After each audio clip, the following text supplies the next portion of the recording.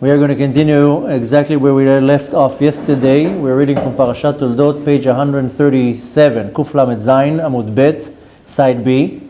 And yesterday we were talking about the fact that Rivka was barren, which again we quoted that she wasn't really barren, but nevertheless she couldn't have kids for 20 years. And then finally, amen, after 20 years of praying, then it says that Yaakov Avinu stepped forward because he saw that she's, becoming very uncomfortable. And he stepped in and whoop, what do you know, like an ATM, right away she gets pregnant. So, of course, we explained the literal part of it, the pshat, that Rashi says that Yaakov Avinu's, Yitzchak Avinu, his prayer was much more powerful because he's a son of a tzaddik. And Rivka, she might be a righteous woman, a tzaddiket, but she's a daughter of a Rasha, of Lavan. Therefore, her prayer was not as powerful as Yitzchak. Another interpretation that we read, that she wasn't really barren, rather the Kadosh Baruch Hu has a desire to hear the prayers of tzaddikim. So he said every time that Rivka was praying for her to get pregnant, then all the barren women in the generation will get pregnant. And Kadosh Baruch Hu didn't want to stop that. But nevertheless, we went yesterday explaining how come that when Yitzchak Avinu turned to Hashem, right away the wish was granted. We explained that he offered a sacrifice before he prayed, which brought us to the important conclusion that before I want to get something, I have to give something. If I come to Hashem with prayer, I'm better off giving a korban before that, a sacrifice. Now, since we can't put bulls on an altar, then you give maybe some money for charity. Or you take half an hour of your time and you help somebody that needs your time. And so forth. This is another, I sacrifice my time, so my knowledge, my money. Then we were talking about another interesting thing, that why did Yitzchak prayed? So we said that he didn't in the beginning pray for her, for himself, I'm sorry. He prayed for her, because he says, I know that I'm not akar, how do you say, sterile? He knew that I'm fine, because he already had a Ruach HaKodesh, and he knew that the 12 Shvatim are going to come out from him. So he says, I don't need to pray on myself, I'm fine. She's the one who has the problem, that can break pregnant, I'll pray for her.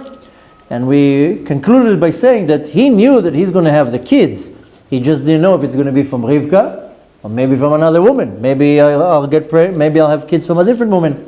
But nevertheless, he understood that since I'm already married to her, then it's going to be with her. And Yitzchak approached Hashem, prayed, and Baruch Hashem, they had Yaakov and Esav.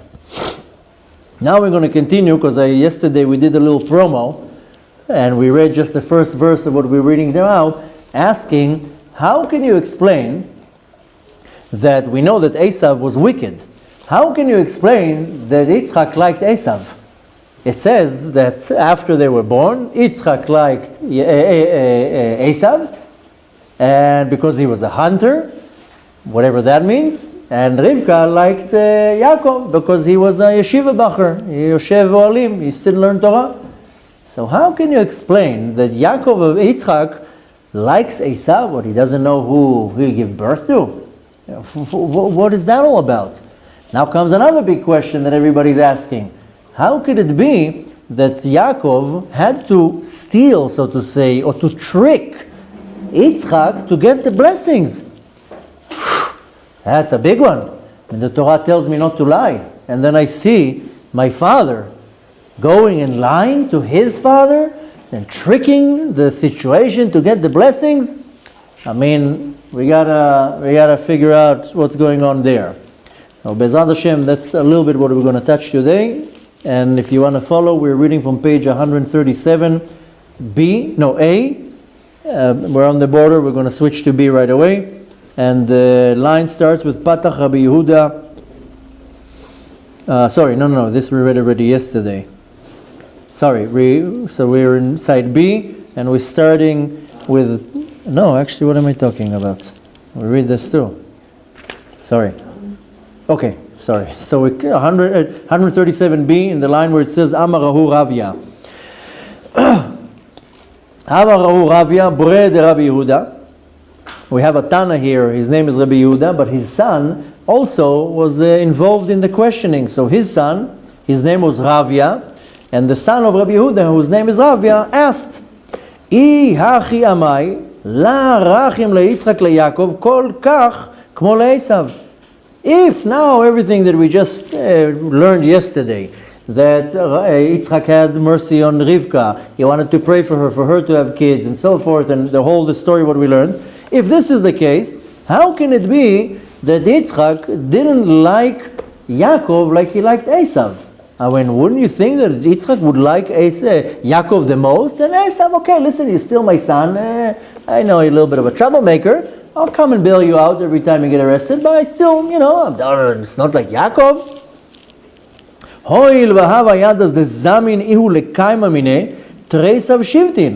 Now comes even a greater question. Didn't Yitzchak know that the tribes are coming out from Yaakov? And you still like Esav more? What's going on here? I mean, Yitzchak was a prophet, he had Ruach HaKodesh, and he knew very well that the 12 tribes are coming from Yaakov, not from Esav. There wasn't a confusion here, maybe from here, maybe from here. Doesn't make sense. Okay, Amarle, he told him, Shapir Kamarat. Very good question, my son. Ela kol zina rachim lezine. But just that you know, my dear son, this is a word that I don't know how to translate very well. Zina or zine, it means a species, mean. So he says here, just that you know, the reason why Yitzchak liked Esav, because usually a species will like its own species. Now in English it doesn't sound well, but in Hebrew or Aramaic is using the word species. So if I'm, let's say, usually if I'm a father and I like, basketball, and my son likes basketball too, we get along very well. We have a common denominator. So the wife would say, same species, the same junk, whatever. But nevertheless, he's using here a word, it's not so common in English for sure. I couldn't find the right word because in Hebrew, in English it's really species, mean. So, for example, in animals, if you put now a group of animals together, then the species will hang out with their own species. I mean, the duck is not going to hang out with the dog. The dog usually goes to the dog, and the duck will go to the duck.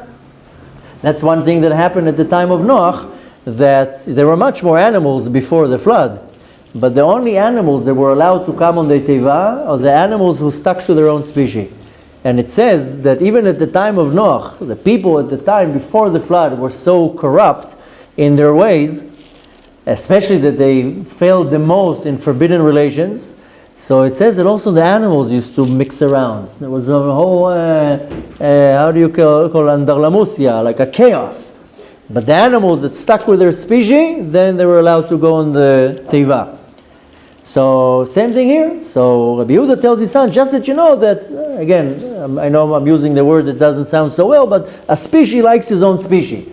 So the Yaakov, Yitzchak, he liked Esav because they're coming from the same place, so to say. How does Esav come? Type would be, maybe type. Translation, but it gives us. Yeah. So we can use the word type just to keep it soft on the ear, because species sounds a little bit extreme. But what does it mean? Why does Esav and Yitzchak share the same type? Okay. Ve'itmashich ve'azil zina batar zina. And every type goes after his own type. Now he explains. Ta'achazi. Come and see. Esav nafek sumak. Esav, when he came out, what does the Torah said? That he came out, he was a gingy. He was a redhead. Sumak is a red, very, very strong red. Admoni. He came out a redhead. Kama dichtiv, as it says, vayetze harishon admoni kulo. The first one that came out a gingy. Ve'ihu zina de Yitzchak de'ihu dina kashya di Leila. The type of Yitzchak, where did Yitzchak come from? He came from the most highest root of the dinim, of judgments of gvurot. Now we know, if you attended the class when we talked a little bit about the colors, then I mentioned, if you remember also a few months ago, we learned that also in the Zohar, that every sphira will manifest from it a certain color. And if you remember, we went through it a couple months ago. You can find the class online if you weren't there. Which sphira will produce which color. And we learned that Gvura is the color red. Chesed was white. If you remember, we went through different colors. Nevertheless, then Gvura will produce, so to say, the color red. So Yitzchak comes from Gvurot. He's like the root of all Gvurot, but not just a regular Gvura. The most harsh din, the most harsh Gvura there is. He's the root of all of it, but he's coming from the most highest of all places, which is called Kashya Dil'ila, the most severe and harsh from the most highest place. He's the root of all Gvurot. Now, you have on one side Yitzchak, he's from Gvura. On the other side you have Esav, all red. V'nafak minei Esav dina Kashya Tata. So since Yitzchak was such a powerful din, what would come out of Yitzchak? Something as strong as Esav, that he came all red. Esav came from Yitzchak and Yaakov came from Rivka. Rivka was chesed. She was the ultimate kindness. She's the symbol of kindness. A 3-year-old giving camels to drink. And you know what it is to make a camel drink? She's not like a cat that takes 2 or 3 sips. A camel can drink 100 liters like that. And you see this little girl running around with pitchers. And I mean, Rivka is the ultimate kindness. And Yitzchak is the epiphany of severity and judgments.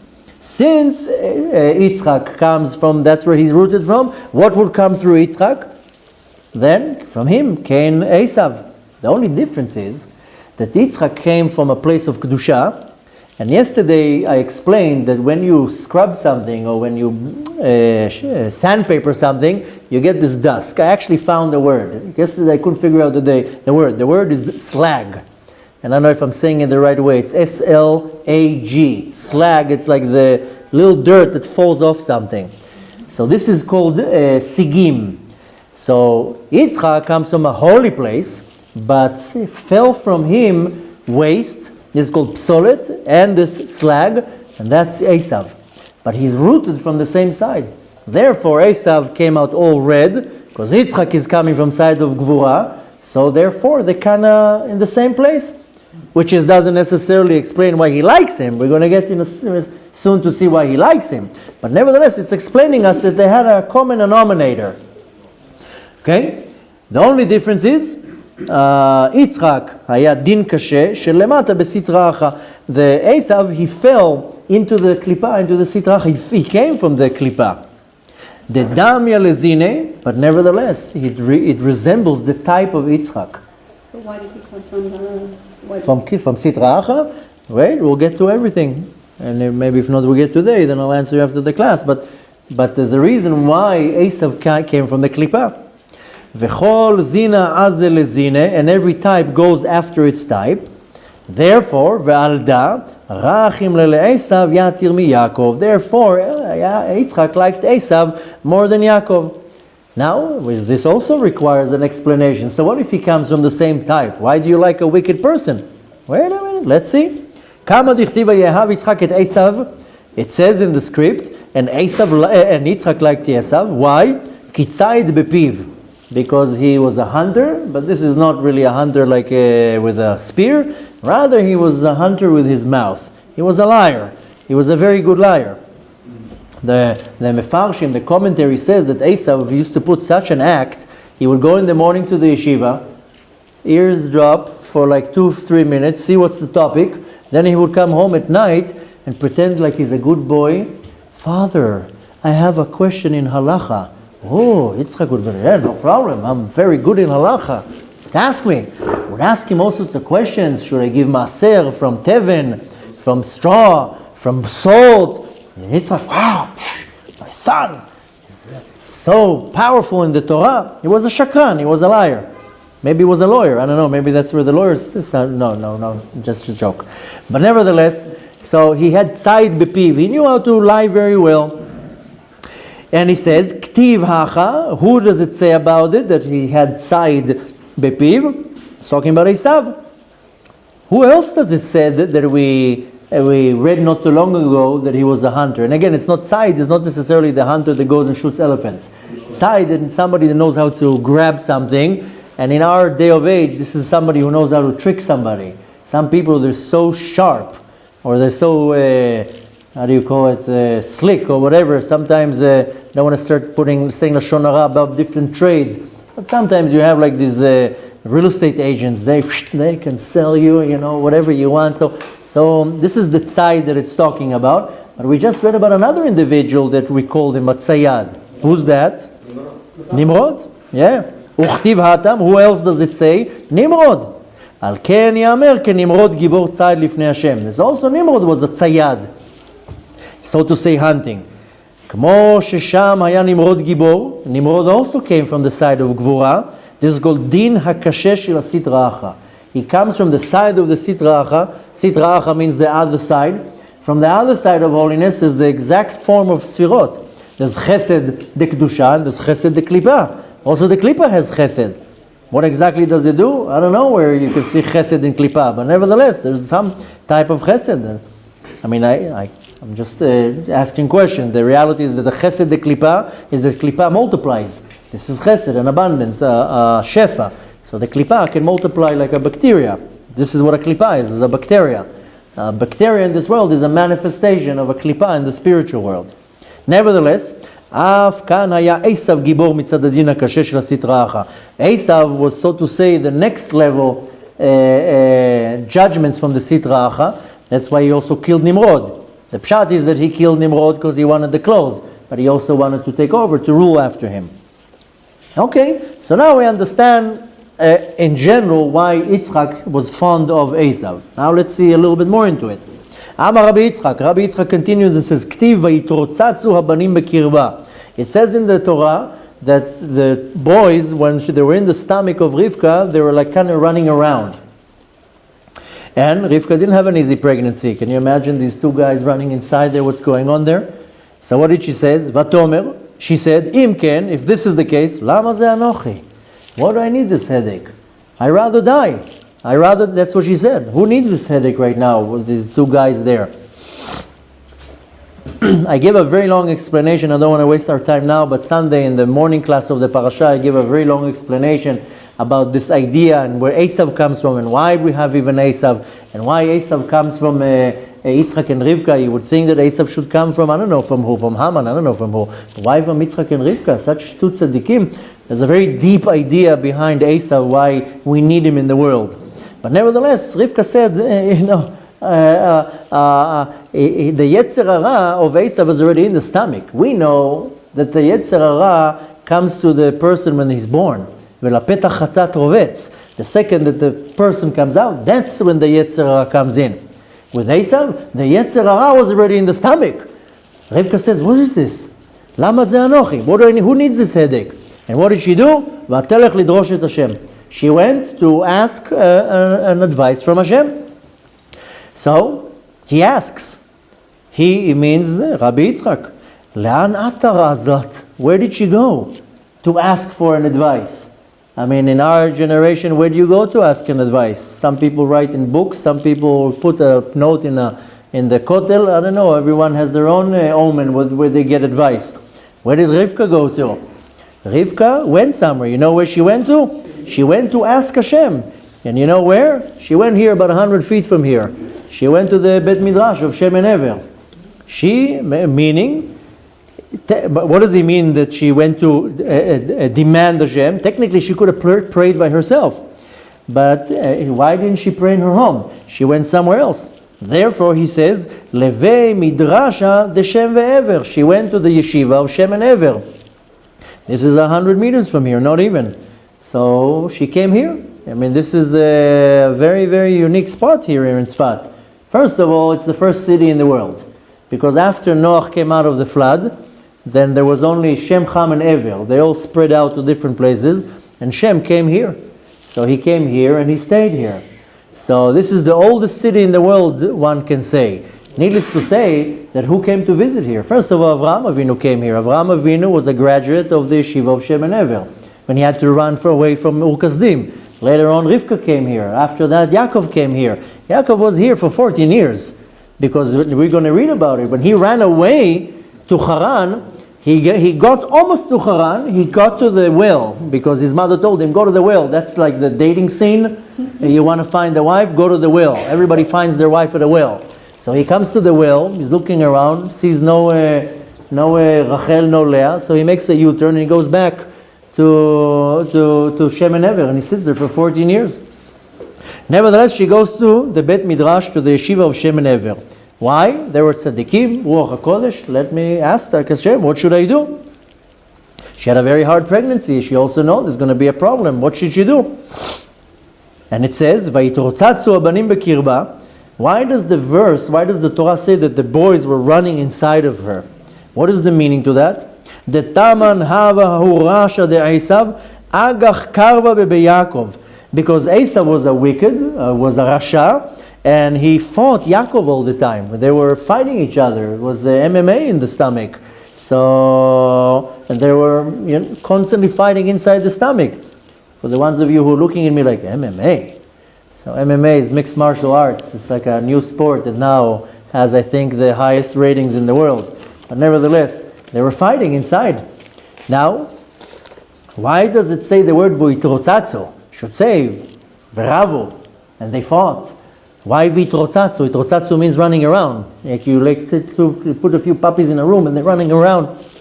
Meaning, it doesn't mean running around, rather itbaru. Rather, they were breaking, like bumping into each other, like two rams bumping into each other. Why? Kama de amrinan, ratzatz et mocho. Where do we find the word rotzatzu? That there is a verse that says that, it says that when the snake is going to be an enemy of the man, what is he going to do? Ratzatzet rosho. He broke his head. So vaitrotzatzu doesn't mean running around. Rather, they were like bumping into each other. Who's going to break the other? Who's going to win? Uleom yamatz. One is in control. The other one is breaking. The other one is overpowering the other. Now, what does it mean that they were fighting? They wanted to break each other. Itbaru da imda. They would be fighting inside. Each one wanted to kill the friend. Yaakov wanted to kill Esav. He wanted to be the firstborn. He wanted to be the ultimate good. And Esav says, no, I'm not going to let you rule. This is like in the mafia, which one wants to have a control. Now, what was the result? Vitpalgu. And then they separated from each other. The reason here, what is the reason? Kita achazi. Come and see. Da sitra de rochev Nahash. Esav came from the side of the Samech Mem. This is called, he was like riding on the snake. The snake is the Samech Mem. And Esav was, so to say, riding on him. Veda sitra de rochev al karseya de shlemta kadisha. Esav came from the side of Sitracha, he was riding on the snake. Yaakov came from the side of Tiferet. He was riding on Kedusha, on a complete and whole chair that is the chair that sits down the Sheena. One comes from the side of Kedusha, the other one comes from the side of Sitracha. And Yaakov came from the side, the Sitra de Shimsha, from the side that is called Shemesh. Shemesh means sun, the Shamsha b'Sihara. To have a unity between the Malchut that is called Yareach, to make a connection between the Zir Anpin and the Malchut. Now let's continue a little bit. Things will become a little bit clear very soon. V'ta'achazi, come and see. Begindit mashach Esav abatre dehu Nahash. Since Esav came from the Nahash, from the Samech Mem, Nahash is the serpent. Azil ime Yaakov be'akima. Since Esav came from the Nahash, you ever saw how a snake goes? Most of the snakes, they go like that. Some snakes, they go like kind of like snake, straight. But the majority of snakes, they go sideways. Right? This is called in a crooked way. So up until today, if you're dealing with somebody who's crooked, what do you say? Wakum, he's crooked, he's tricky. Doesn't matter right now, the insurance agent, the real estate agent, whatever it is, somebody goes crooked with you, you say he's crooked. Crooked. Same in Hebrew.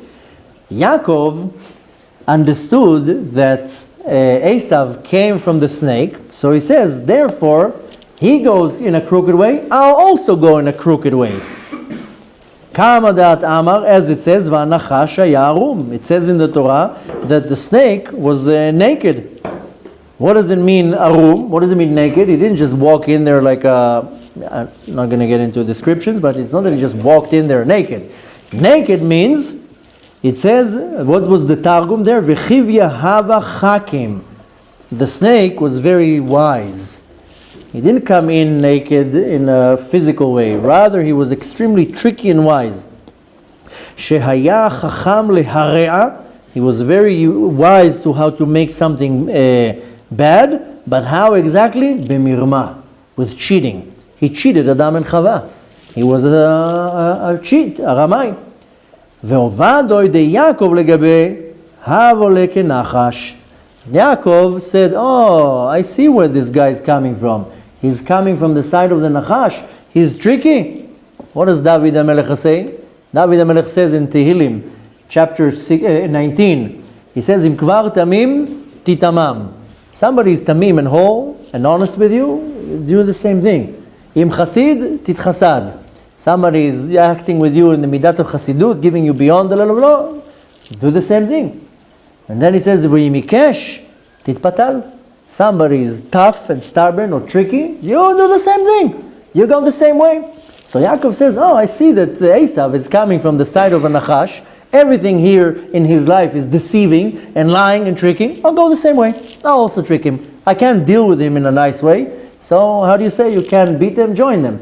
So as Yaakov says, okay, I can talk with him face to face. I'll trick him too. And that's how he had to deal with him. Because there wasn't any other way. Couldn't deal with him, like couldn't put him in a table and start negotiating. It's almost like talking with the Palestinians. You think you can negotiate with them? There's no point that you can burn the table. It's a waste of the table. Just sit and, there's no other way of dealing with it. So same thing here, or you can deal with Esav. You can put Esav in the negotiating room. No. So Yaakov says, I have to deal with him the same way he does. Why? Begin le'amshacha le'esav batre de'ahu nachash v'itparash mineh. You know why? Because to take Esav away from the Nahash, and then he separates from the Nahash to be part of Hashem. Esav, the Talmud says that Esav had a very lofty neshama. He came from a very, very high place. We even know, there's a story, you can find it both in the Talmud and in the Midrash, that I think I shared that story not too long ago, that very soon we're going to learn about it. When Yaakov died, then he was in Mitzrayim. So they loaded him on a stretch, and the whole convoy went up from Mitzrayim to Eretz Canaan to bury him. Now, can you imagine how it looks? We read in the Torah, we're just imagining a few camels and a donkey. Can you imagine what's going on there? The 12 tribes are coming with Yosef, the Mishneh LaMelech. Yosef ruled the entire world. It's almost like I can't even compare it to a Trump or a Putin or whatever. Can you imagine who's Yosef? He's the ruler of the world. Can you imagine the Secret Service around that whole show? I mean, they didn't have helicopters, but can you imagine what's going on there? The limousines, and all the tribes, and taking Yaakov? This is not like a convoy of 3.5 people. Just imagine how it looked coming up from Mitzrayim to Canaan. Okay, they're all coming, they're weeping, they're crying, they're grieving the death of Yaakov. Then they come to Marat HaMachpelah. Now you think they were welcomed there with flowers? No. Esav is standing there with hundreds of soldiers. Hundreds, all standing with their swords out, ready for war. And Esav is stopping them and says, what are you doing? So they says, well, we're coming to bury our father. Esav says, I don't know where you're planning on burying him, but you're not burying him in the cave. That plot is mine. I think, what are you talking about? Where were you, Uncle Esav? We didn't see you for 80 years. You know how many invitations for bar mitzvahs we sent you? We didn't see you in any bar mitzvah. Where are you, uncle? He tells them, I don't care about the bar mitzvahs. You're not burying him. This is my part, my plot. They told him, listen, Esav, my dear uncle, our father Yaakov bought that from you. When he bought the firstborn, the Bechorah, that included also the plot in Marat HaMachpelah. So Esav says, oh yeah? You have proof for that? Of course, we have the bill. Yaakov, you think Yaakov was Jewish, he had lawyers. He made you sign, Habibi. We have the documents. So Esav says, okay, yeah, so show it to me. I want to see. the signature that I gave over this plot. They said, are you out of your mind? It's in the safe in Mitzrayim. What, you think we're traveling with these documents? He says, no, you're not showing me, you're not coming in. Okay, so they send Naphtali back to Mitzrayim. Go and get it. Now in the meantime, as all this thing is happening, stands there a young man. His name is Hushim. He was the son of the tribe Dan. Now he was a mute and he was deaf. And he's standing there. Now he doesn't understand what's going on. He sees an argument. He sees hands going up in the air and then he can't hear anything. Now that day, the lady that does the thing, in the side, she wasn't there. So he's looking around. What's going on there? Now they're all with beards. He can't read the lips. He just sees this man, this evil man, stopping them from burying his grandfather. He's grieving, he's sad, he's upset, he sees the coffin, he just sees this man. He gets upset, he takes out his sword and cuts off Esav's head. There's another opinion says he took a stick and he knocked his head off. But nevertheless, he cuts his head off and whoop, this whole show, the head rolls on the floor and the head goes all the way into the Mara, into the cave, and stops right where the grave of Yaakov. And they understood, okay, the head has to be buried, and up until today, the head is buried, the head of Esav is buried with Yaakov, and the body is outside. So really in Ma'arat HaChpalah, there's 9 bodies. Esav is outside. The Talmud teaches that his head, the lofty part of his, was a very high level. The body was coming from the Klippah, from the Sit Raha, but the head came from a very high place. There's different Gemarot that it says, there's a Gemara about Shimon ben Gamliel that says, Kol chayai, all my life I have served my father, shiratiti et avi. I did the ultimate mitzvah of kibud avim. But this is not even 1/100th of what Esav did to Yitzchak. Esav had a very huge virtue that he did an unbelievable kibud av with his father. But nevertheless, the idea of Yaakov was, I'm not going to kill him. I'm going to get him away from the Nahash. Why? Because if I get him away from the Sit Raha, he will go back to its essence and he will become Eved Hashem. I want to get him away from the Nahash. Why should I leave him over there? So Yaakov said, okay, how can I get him away? I have to go down to his level.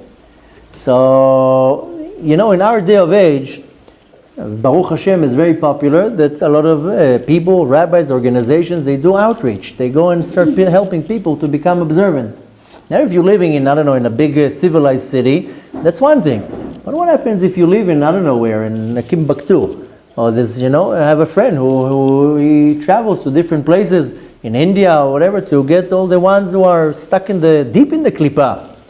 So, when you need to save somebody from the Klippah, you can't scream from above, hey, excuse me! You have to go there yourself. Some people are not equipped to go to fight with the Sit Raha. Some people, that's where they come from. So all they need to do is just roll their sleeve and okay, I'm going in. Take my back, I'm going in. I'm going to get some. I have a friend, he's called the Cult Buster.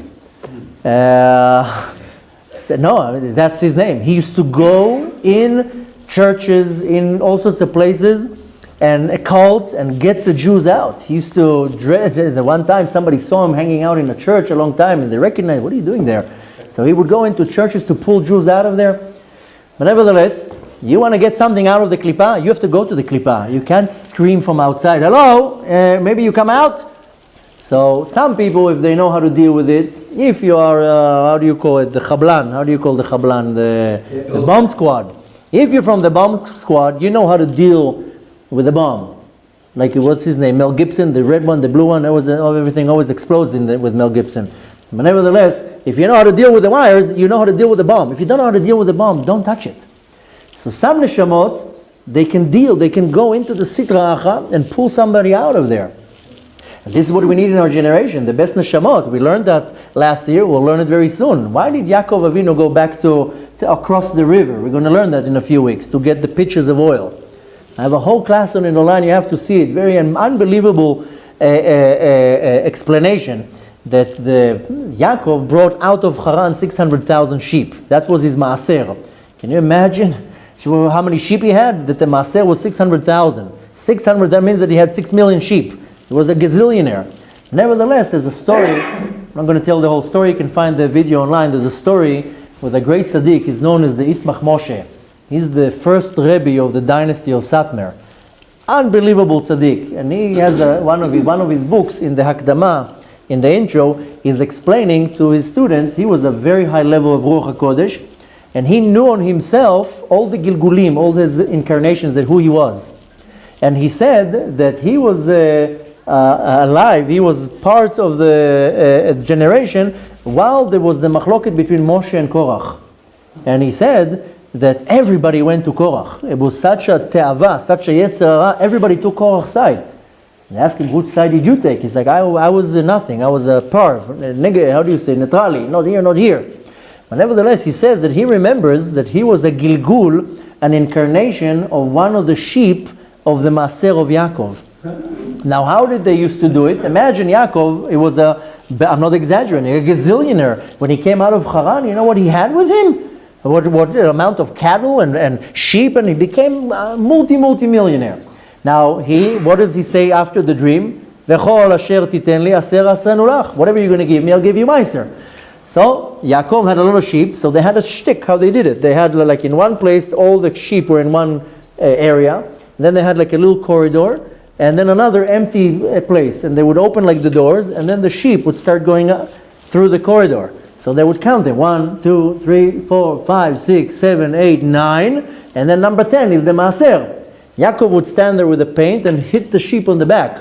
So whatever sheep had the color on the back, that's the Maaser. So the Ismach Moshe says, I remember when Yaakov patched me on my back. So anyways, I have a whole video about it. You can also read in the Hakdama of the book of the Ismach Moshe. Nevertheless, then he says that one of the reason why Yaakov went back to get the picture, because what did Yaakov do? He had to go to Haran. Charon af shel makom. He went into the depth of the Sitra Acha. Why? To get neshamot out. First of all, who did he get out? Rachel and Leah. And with them, he got already Zilpah and Bilhah. Then he got the 10 tribes. I mean, Binyamin was born already after, but he got the tribes out. Now, he had to bring 600,000 souls.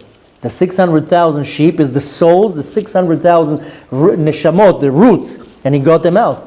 And then when he came out, he realized that he left a few behind. And this picture, we're going to learn about it now in Chanukah. You know where that picture end up? This picture is the picture that they found in Bet HaMikdash at the time of the Chashmonaim, that was the miracle. This picture has a whole history, how it went from Shmuel to David, it went in generations. So Yaakov Avinu brought that picture, and in this picture, this oil, this pure oil, these are the high neshamot that fell into the depth of the klipa, and only Yaakov can go in and get them. This is us, the neshamot of this time of before the Mashiach. Look at the neshamot in our generation where they fall to. Drugs, alcohol, idol worship. Hashem Erachem, where they fall to the worst of the worst. These are the neshamot that fell in the depth of the klipa, and Yaakov went into the Sitra Acha to pull them out. That's why he fought with the minister of Esav. That's mamash the Samech Mem. So Yaakov said, if I can't win him, let me join him.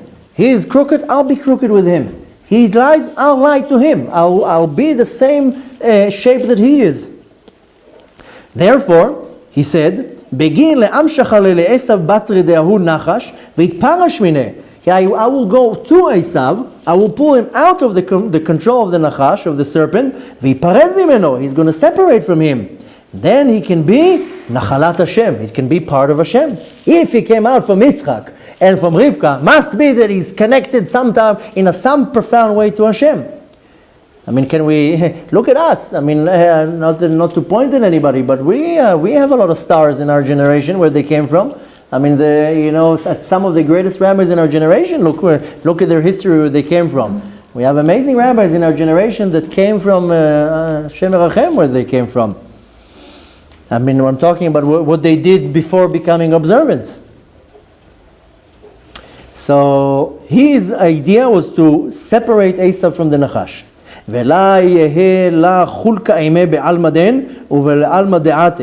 Therefore, he's not going to have a part with him, not in this world, believing in Hashem and in the Torah and Eretz Israel, and not in the world to come. When you do mitzvot, you go to Gan Eden. Uteninan, and we learned in the Talmud, this can be found in Massacred Sanhedrin, page 72, Ba lehorgecha akdim annat v'kartli. A person comes to kill you, Ba lehorgecha shkem lehorgo. Somebody comes to kill you, you kill him first. ולפי שעשו עלו להרוג את יעקב ובניו, Esav, there was a scare also that he will kill Yaakov and his sons, because really that's what Esav wanted to do. And we're going to read that in 3 parashot, that Esav wanted to kill Yaakov and his kids. Now, when Yaakov is running away to Haran, Esav was lazy. He sent his son, Elipaz. He ran after him, go and kill him. And Elipaz comes to his uncle Yaakov and says, I'm sorry to tell you, but my father told me to kill you. And Yaakov tell him, you're my nephew, please, you don't need to kill me. So he says, but I have to, my father ordered me. So Yaakov gave him all his money, and he says, now I'm poor, ani chashuv kemet, a poor person is considered dead, so here, take my money and leave me alone. But Esav wanted to kill Yaakov and his sons. Was he also his teacher, right? Excuse me? Yeah, you're 100%. Yaakov was the teacher of Elipaz. Can you imagine the confusion? His father tells him to kill him, and he's like, it's his uncle, he doesn't know what to do there. But nevertheless, Yaakov took the din when he came to go against him. He took the din of Haba lehorgecha shkem lehorgo. He's coming to kill you, kill him first. ולפי שעשו עלו להרוג את יעקב ובניו, since Esav wanted to kill Yaakov and his kids, then אם היה לו כוח הבכורה והברכות, if Yaakov would have the power of being the firstborn and the power of the brachot, he would overpower Yaakov in a second. לכן הקדים יעקב וביטל את כוחו. Therefore Yaakov came before that, and he cancelled, so to say, he uprooted his power. How? על ידי שלקח ממנו הבכורה והברכות במרמה. That he tricked him out of his firstborn and the brachot. And the Raha, the proof to that, it says, Ktiv, Babeten akav et achiv. Yaakov came after the Esav. Even in their stomach, Esav came out, and then Yaakov came out after them. The Ashrel Tata behau akev, what did he do? That he heshra v'ishlichuto lemata basit Raha nikra akev. That Esav pushed Yaakov also to the sit Raha. Al Shem shu be'akev v'sof shel kedusha, because he was the so to say the edge of the kedusha. Hada od ichtiv, as it says, v'yado chezet be'akev Esav. Esav was the edge and the bottom of the kedusha, and Yaakov was holding his leg, his heel, meaning the shave yado al hau akev. As they were going out of the stomach, then Yaakov had his hand on Esav, that he was the heel of the sit Raha. That's how deep Yaakov was stuck in the sit Raha. Le'ikaf yaleh, in order to subdue him, saying in other words, achar she'orido el haklipa, echniot tachat kedusha. After that Esav pulled down Yaakov into the klipa, how did they say Yaakov overpowered him? He brought him into the side of klipa, to kedusha. Saying in other words that I'm fighting all the time the sit Raha. The sit Raha tries to pull me into Tumah. So I will sit on my computer minding my own business, and pop, a nice pop-up will come up in front of my face. Ooh, what's that? Hey, what's going on here? I will try to do something. I'm going to a shiur now. Suddenly a friend comes and tells me, hey, there's a football game tonight. Forget about the class. You'll see it online. Let's go to see the game. The sit Raha constantly comes to fight me, so it tries to pull me into the side of Tum'ah. And all of us, all day long, are battling, because the sit Raha is like a how do you call it, a shakran, comes and whispers you in your ear, and he tries to get you to in Hebrew we say letachmen, he's tricking you. Come to my side, it's better here, the beer tastes here much better. So we have to fight the sit Raha. How do you fight the sit Raha? You overpower it with kedusha.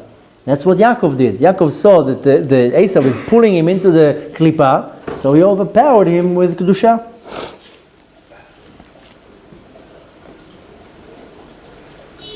Okay, let's stop over here.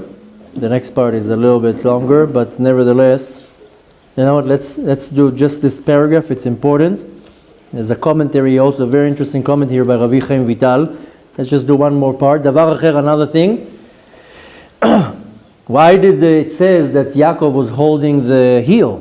Veyado ochezet, he was holding. Yado, his hand, means the Sheena.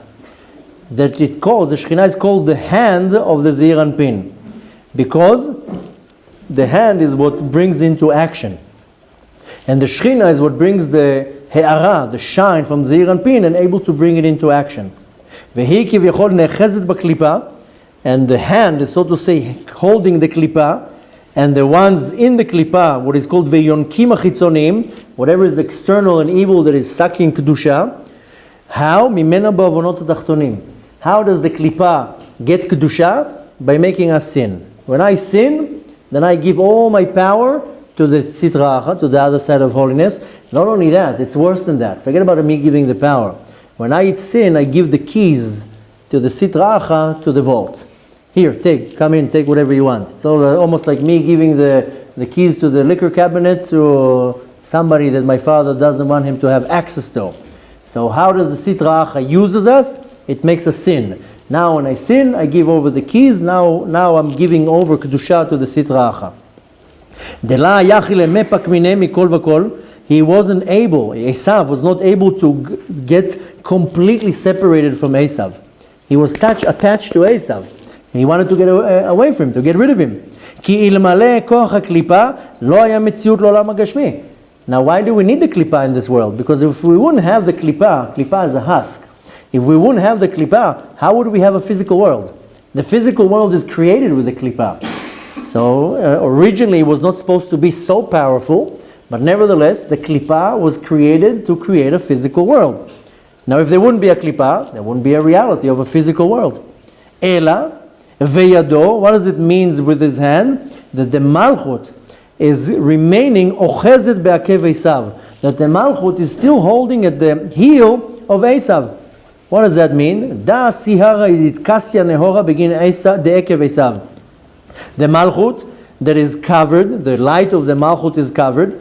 If we would see the light of the malchut, we would see a godly revelation in this world. This is called Sheena. We don't see the Sheena. It's covered. It's concealed. So it says the light of the Sheena is covered. Why? Because that the Sheena is holding the heel of Esav, of the other side of holiness. Therefore, Yaakov had to go with Esav beramaut, to trick him. There wouldn't be any other way how to release it. He had to go to his level. In order to push him more down, that Esav should be stuck in the klipa, in his place where he deserves, in the Sitra Raha, and he will be separated from Kedusha. So this is another one of the reasons. This is a commentary what Rabbi Chaim Vital explains, that the reason why Yaakov was holding the heel of Esav, because they were connected. They were totally connected to each other. But nevertheless, Yaakov wanted to get rid of Esav, therefore he had to trick him in order to push him, go down to, you can stay wherever you want, you can stay in the klipot, I want to separate from you. So when we want to look at it in our terms, and the point is what we're learning, that is not just for the knowledge, we want to see how is that affecting me. I'm also attached to Sitra Raha and Klipa, whether I like it or not, because we're involved in sins all day long. But I have to understand that I have a Esav and Yaakov battle in me constantly. Constantly, one time I win, one time the Klipa wins, one time I claim. Constantly there's a fight. I have to understand that the Yetzer Hara, sometimes you have to play his game. You have to use his tools. He's a liar, be a liar too. He's a trick, you have to trick him too. You have to sometimes go to the level of the Sitra Raha. And there's no other way of overpowering the other side of holiness but with holiness, just with Kedusha. Sometimes you can't fight it with your hands or with your mind. You want to try to fight it with your mind, the thoughts are driving you nuts, you're not going to be able to. The Sitra Raha is more stronger than us. Doesn't matter who you think you are or who you really are, we don't stand a chance in front of the Sitra Raha. It's because the Kadosh Baruch Hu is kind of holding him back that we can sustain. If they would let go, Sitra Raha eats us in a second, without even putting salt, as they say. Say that in Hebrew. We eat him without salt. But the point is that we have to fight constantly the Sitra Raha, and there's no other ways but by increasing Kedusha and light. So if I have an issue with the Sitra Raha that is pulling me to somewhere, whether it's to cheat, to lie, to slander, to do all sorts of evil and immoral things, the only way of fighting it is if I increase Kedusha. And once I increase the Kedusha, I learn more Torah, I do more mitzvot, I apply myself to the Torah and the mitzvot much more, then I'm increasing in Kedusha, then by default, that's already pushing the klipa back into its place. We're not in the position to try to even fight the klipa. Anyone who tried to failed. We have to understand that we don't have power of it. Instead of diminishing the darkness, rather increase in light. Nevertheless, there's much more interesting stuff, but we already reached our max. Unfortunately, I think one day we really have to learn like 5 hours a day. I mean, we didn't even scrape a little bit of the parasha, and really to understand it in depth, you want to read the entire ma'amar. But we're getting a little bit of information here and there. The most important thing to remember is that when the Torah is coming and teaching me something, is not to give me a historical fact, or not to teach me about something that's going on in the realm above. This is all correct, but it's coming to give me tools how to deal with this world. And I have to understand constantly that there's constantly the battle with the Sitra Achad, with an Esav. But nevertheless, if I'm smart, then I know how to use the power of Esav to my benefit. If I'm not smart, then I'm fighting with him, and then it tires me out. Like two wrestlers or boxers, or if you try to knock out the other one, at some point you're tired. You're tired from fighting. If you're smart, you take the power of Esav and you use that to your benefit. So we have to understand that we have to recognize where the Sitra Achad is trying to get me. And when I know where it's trying to get me, then I have to increase on the other side Kedusha. And needless to say, we do that, then our task will become much more successful. And this is our point. When Rabbi Shimon Bar Yochai was asked, why did Hashem create the world? What's the purpose of the world? So he says very simple. Kad itkafya sitra acha. To subdue the sitra acha, to subdue the other side of holiness. Why? What's the idea behind it? Lithapcha chashocha lenehora. To transform the darkness into light. Umeriu lemetikur. Whatever is bitter into something sweet. So our life is to fight the sitra acha. Our life is constantly, he will punch, I will fall, get up, I'll punch, but that's the point. But the trick here, so many people say, listen, I have this problem, a certain thing, a te'ava, a certain desire that is forbidden, I'm constantly pulled to it. Doesn't matter, drinking, alcohol, gambling, whatever it is, everybody has something that is pulling them to something forbidden. Then there's a reason for that. It means there's in that klipa a spark, a godly spark that is stuck so deep that the Kadosh Baruch Hu obviously knows that you are the one that can extract that. And yes, if you need to extract something from the depth, you get dirty. I said that already many times. We are like the special commando forces of the Kadosh Baruch Hu. We're like the Navy SEALs. We have to go behind the enemy lines. And you have a risk. You can get shot, you can get wounded, but nevertheless, you go all the way behind enemy lines to pull out these sparks of Kedusha. So the way to do it is just to attach yourself as much as possible to Kedusha. Be'ezrat Hashem. The whole point is that we need to, at this point, just keep our heads up till Mashiach is going to come, and he's already going to uproot completely the Yetzer Hara, et Ruach HaTumah Avir Min Haaretz. The Kadosh Baruch Hu is going to send the redemption, and Mashiach is just going to slaughter the Yetzer Hara. Until then, we have to do our part, and to constantly remember in our mind that if my father, Yaakov, was able to overcome Esav, then he gave me this power. Which means that any type of darkness in my life that is pulling me down, I must have some inner power to fight it. And one person is this sin, one person is that sin. One person is stealing, another person is just lying. Another person is Lashon Hara, another person is whatever weakness that we all have weaknesses that is pulling us to the darkest of all darkest places. But it's not because I'm a bad person. It's not something wrong with me. That's my task. And Hashem, look at the path, how Hashem takes you throughout your life, and you can recognize, oh, that's the speciality where Hashem wants me to go into. And yeah, and you get dirty. The Bala says in the book of Tanya, mitnabel im menuval, no, mitabek im menuval mitnabel. You wrestle somebody dirty, you'll get dirty yourself. That's how it works. But as long as I know that I'm doing something l'shem shamayim and I'm going to battle here to save another soul, okay, so I'll get dirty a little bit. Some people say, this is not for me, I can't get my hands dirty, I have to sit in yeshiva all day long. Go ahead, this is good for you. Some people, they go behind enemy lines. Why? To save one soul. It says in the Talmud, Massacred Sanhedrin, kol matzil nefesh achat miYisrael, kilo etzil olam shalem. You save one person like you save the entire world. And sometimes, in order to do that, you go behind enemy lines. Therefore, we were all born into different families, different backgrounds, different cultures. So I can relate with one person, you can relate with this guy, you can relate with that guy, and together we bring as much as power to our side. This is Bechlal, the theme of the month of Kislev. I thought we'll have time to talk about it a little bit, but we'll do that tomorrow. But the theme of the month of Kislev is about how am I getting more Kedusha into our side, and this is what's going on in Kislev. We'll talk about it tomorrow, Bezrat Hashem. Till then, Bezrat Hashem should have a beautiful rest of the week. Chodesh Tov, Shabbat Shalom. Bezrat Hashem will continue already next week. אבי חנניה בן הקשיא אומר רצה הקדוש ברוך הוא לזכות את ישראל לפיכך הרבה להם תורה ומצוות שנאמר אדוני חפץ למען צדקו יגדיל תורה ויאדיר